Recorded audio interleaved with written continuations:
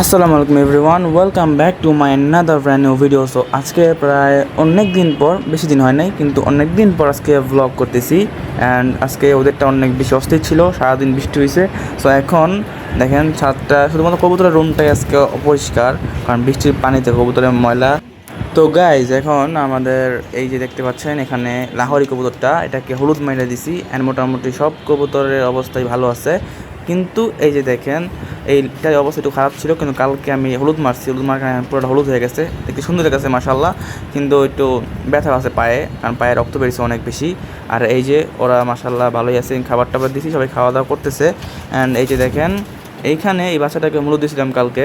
So এটা দেখেন এই যে মাশাল্লাহ এই কালারটা সুন্দর হবে আশা করা যাইতেছে, কিন্তু কবুতরটা এখনও হাঁটে নাই ভালো মতন, মানে হালকা পাতলা লড়াচড়া করে।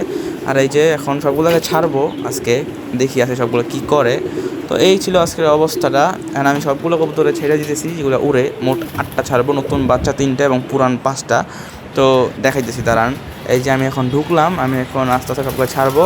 অ্যান্ড এই যে দেখেন আমি ভয় দেখার সাথে সব বের হয়ে গেছে মাশাল্লাহ, সবাই এখন উড়বে একসাথে, কিন্তু অনেক বেশি কম উড়ে আছে এখন, কারণ কবুতর এখনও পুরোপুরি ফিট হয় নাই।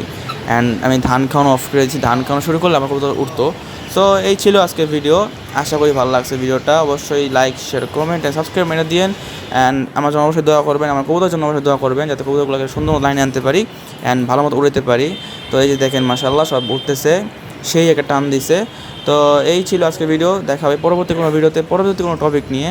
আজকের জন্য এতটুকুই, আল্লাহ হাফেজ, আসসালামু আলাইকুম।